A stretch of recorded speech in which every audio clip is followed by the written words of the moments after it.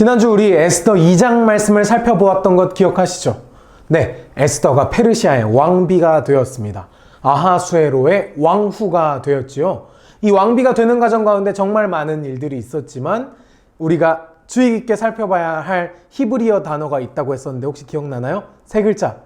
맞습니다. 바로 헤세드였습니다. 헤세드. 하나님의 은혜를 뜻하는 헤세드에 대한 이야기를 지난주에 나눴었습니다. 어떻게 이번 주에 여러분들 헤세드를 묵상하며 사셨습니까? 여러분의 일상 가운데 별 다를 것 없고 피할 수 없는 매일매일의 하루하루 가운데 임하는 하나님의 은혜를 조금 생각해보고 찾아본 적 있었나요? 그랬었다면 참 좋았을 텐데. 어쨌든 우리 지난주에 에스더 2장 말씀을 이야기했는데 지난주 2장 말씀에 말미에 어떤 한 가지 사건이 등장하는데 그 이야기를 하지 않았습니다. 그래서 오늘 3장 말씀에 들어가기 전에 이 사건에 대한 이야기를 짧게 해드리려고 합니다. 모르드게 기억하시죠? 모르드게. 이 모르드게가 2장 마지막 부분을 보면 왕궁 문에 있었거든요. 여러분 왕궁 문에 있다는 게 무슨 뜻이냐면 그냥 문 앞에 서 있었다, 뭐 문지기였다 이렇게 생각하기가 쉬운데 옛날에 고대근동 아시아에서는 문 앞에 있다 그러면 엄청난 권력을 의미했습니다. 신하들이 머무는 곳을 왕궁 문 앞이라고 부르기도 했다고 하거든요. 그러니까 이 모르드게가 페르시아에서도 왕을 보좌하는 신하의 역할을 감당하고 있었던 것이죠. 이렇게 왕궁 문 앞에 있던 모르드게가 어떤 이야기를 듣게 됩니다. 어떤 이야기였냐면요, 아하수에로 왕을 암살하려고 하는 그런 음모에 대한 이야기였습니다. 어떤 사람이랑 어떤 사람이 아하수에로 왕에게 독을 타서 죽이려고 한대, 암살하려고 한대, 이런 소문을 듣게 된 거예요. 이 이야기를 듣자마자 모르드게는 어떻게 했느냐? 모른 척하지 않고 왕비였던 에스더, 그리고 자신이 딸같이 키웠던 그 조카 에스더에게 달려가 이야기합니다. 그리고 이 사실이 아하수에로 왕에게 전해지고 아하수에로 왕이 조사를 명령하죠. 그리고 조사해 보니까 정말 어떤 그 두 신하가 아하수에로 왕을 암살 시도를 하려다가 붙잡히는 일이 발생합니다. 그래서 아하수에로가 정말 기뻐하면서 이 모르드게가 자신을 구했다는 이야기를 궁중일기에게다 기록하기까지 합니다. 자, 2장 마지막 부분이 이렇게 끝났는데요. 그러면 우리가 그 다음의 이야기를 조금 예상해 볼 수가 있죠. 어떤 예상을 해볼 수가 있겠습니까? 와우, 에스더도 왕비가 되었는데 이제 모르드게까지 왕의 목숨을 구한 아주 멋진 신하가 되었구만. 아주 중요하게 쓰임 받겠는데 이런 상상을 할 수 있지 않겠습니까? 하지만 오늘 우리가 읽는 말씀, 우리가 살펴보는 말씀 에스더 3장 말씀을 보면 우리의 예상과는 전혀 다른 방향으로 흘러갑니다. 이 대목에서 우리가 떠오르게 되는 한 가지 이야기가 있죠. 우리 한 달 전쯤이었나요? 아니면 2달 전쯤이었나요? 한 이야기를 기억났습니까? 네, 맞습니다. 바로 요셉의 이야기입니다. 요셉이 술 맡은 관원장의 꿈을 해석해줬던 거 기억하시나요? 감옥에 갇혀있던 술 맡은 관원장이 이제 곧 파라오에게로 올라갈 겁니다. 파라오에게 복직이 되면 파라오에게 가서 여기에 요셉이라는 사람이 아주 억울하게 붙잡혀 있다는 걸 이야기해 주십시오. 이렇게 얘기를 합니다. 그리고 정말로 요셉이 꿈을 해석했던 것처럼 술 맡은 관원장이 풀려나죠. 하지만 어떻게 됐는지 기억하시죠? 술 맡은 관원장이 요셉을 잊었더라. 생각대로 되지 않았습니다.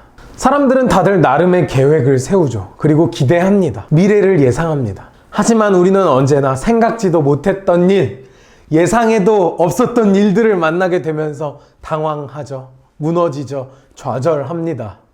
모르드게의 기대는 산산이 무너졌고 에스더 3장에는 새로운 인물이 등장합니다. 이름하여 하만. 네, 하만입니다. 이 일이 있은 뒤에 아하수에로 왕은 아각 사람 함무다다의 아들 하만을 높여 귀족들 가운데서도 가장 높은 자리에 앉혔습니다. 여기서 우리가 조금 더 중요하게 짚고 가야 할 포인트가 있다면 바로 아각 사람입니다. 아각 사람. 아각 사람이라는 말은 아각의 후손들이라는 뜻이거든요. 근데 그 아각의 후손들이 누구냐? 구약 성경을 보면 내내 이스라엘의 최대 적수로 등장하는 민족입니다. 유대인의 적. 그리고 유대인의 적이었으니 유대인들을 많이 죽인 사람들이 또 아각 사람들이기도 했거든요. 절대 용서할 수 없는 자들이었죠. 근데 이 하만이 어떻게 됐습니까? 아각 사람 하만이 갑자기 높은 자리에 올라가게 됩니다. 페르시아에서 아하수에로 왕 다음으로 높은 자리까지 올라가게 됩니다. 마치 요셉이 이집트의 총리가 되었던 것처럼 하만이 페르시아에서 두 번째로 높은 자리에 올라가게 된 거죠. 2장 말씀 마지막을 보면 뭔가 이제 유대인 모르드게가 높아져야 할 것 같은 우리가 상상을 하게 되고 기대를 하게 되는데, 이게 웬걸 유대인 모르드게가 아니라 아각 사람 하만이 높은 자리에 올라갔습니다. 그리고 이 하만이 아주 횡포를 부리기 시작합니다. 자신이 높아졌다는 이유로 자신이 왕궁의 문을 드나들 때마다 자신에게 모두 엎드려 절을 하라고 명령을 내립니다. 그래서 모든 신하들이 하만에게 절을 했죠. 단 한 사람만 빼고. 누굴까요? 맞아요. 모르드게. 하만이 이걸 좋게 봤을 리가 없지 않습니까? 그리고 다른 신하들도 이거에 대해서 아주 이상하게 여겼습니다. 모르드게에게 물었겠죠.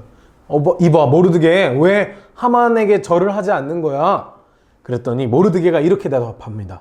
나는 유다 사람이다. 나는 이스라엘 백성이다. 이렇게 이야기를 합니다.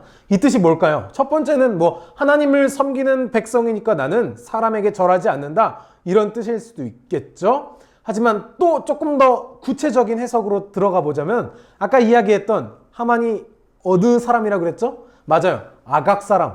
아각의 후손들이었으니까 유대인들에게는, 이스라엘 사람들에게는 아주 미워하는 영원한 적이기 때문에 그 사람 앞에 내가 고개를 숙일 수 없다.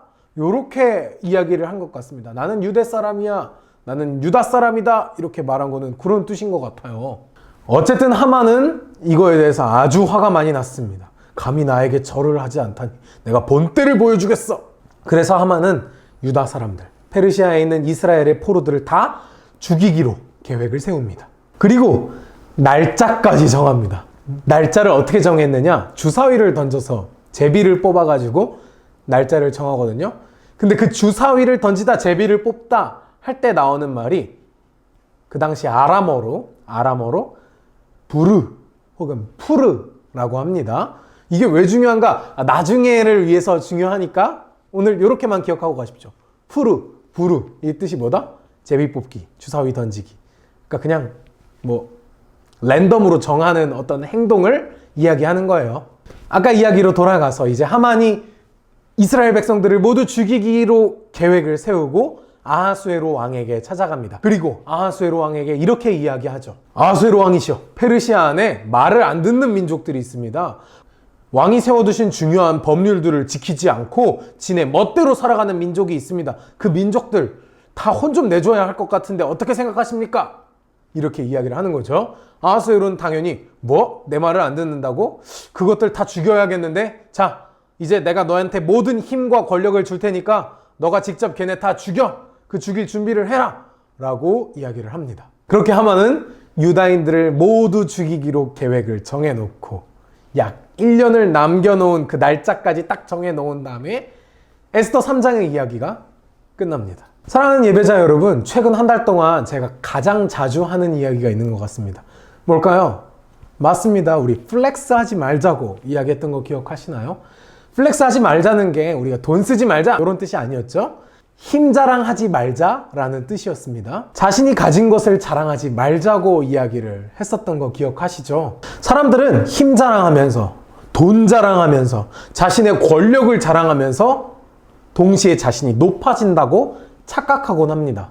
하만도 그랬던 것 같아요. 하만이 왜 사람들에게 자기한테 절을 하라고 시켰을까요? 절하는 사람들 정수리 구경하려고 했겠어요? 그런 거 아닙니다. 절을 시킨 이유는 절을 할 때, 모두가 나한테 엎드릴 때 자신이 높아진다는 그런 착각에 빠지고 기분이 좋아지니까 절을 하라고 시킨 거였어요. 나는 높은 사람이야. 많은 사람들이 나한테 절을 해. 내가 얼마나 높은지 알겠지?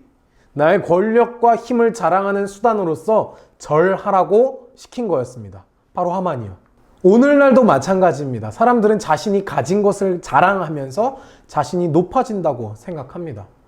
남들에게 자랑하고 남들한테 보여주고 아주 힘을 보여주고 권력을 보여주고 돈을 보여주면 내가 얼마나 높은 사람들인지 좀 사람들이 알게 되겠지? 애템 하는 겁니다. 이 마음속에는 어떤 욕심이 있습니까? 바로 남들보다 높아지고 싶은 욕심이 있는 겁니다. 그리고 더 나아가서는 하나님보다 높아지고 싶은 욕심이 있는 겁니다. 내가 이만큼 힘을 가졌고, 내가 이만큼 돈을 가졌고, 내가 이만큼 권력을 가졌어. 나보다 높은 사람은 얼마 없어. 그런 생각을 하고 더 나아가서는 나 하나님 없이도 살 수 있어. 하나님 없이도 내가 가지고 있는 돈으로, 내가 가지고 있는 명예로, 내가 가지고 있는 힘으로 얼마든지 충분히 살 수 있을 것 같아. 하나님 내 인생에서 필요 없어 라는 생각에 빠지는 거죠. 여러분, 우리가 정말 하나님 없이 살 수 있습니까? 아니요. 우리는 하나님 없이는 단 한순간도 살 수 없습니다. 하나님의 은혜, 헤세드가 우리를 단 1분 1초라도 비추지 않는다면 우리는 하루도 살아갈 수 없는 존재입니다. 하나님의 사랑과 하나님의 보호하심으로 우리는 오늘도 하루하루 살아가고 있다는 걸 잊지 마십시오. 그렇기 때문에 우리의 힘 자랑, 우리의 플렉스, 돈 자랑, 권력 자랑, 명예 자랑은 정말 허무한 겁니다. 하만은 단단히 착각했습니다. 자신에게 모두 절하라고 했고, 자신에게 절하지 않는 사람은 내 마음대로 다 죽일 수 있다는 생각까지 이르게 되었습니다. 하지만 하만의 생각은 틀렸죠. 하만이 이렇게 힘 자랑하다가 결국 어떻게 되는지 궁금하시지 않습니까? 다음 주 에스더 4장의 이야기를 기대해 주십시오.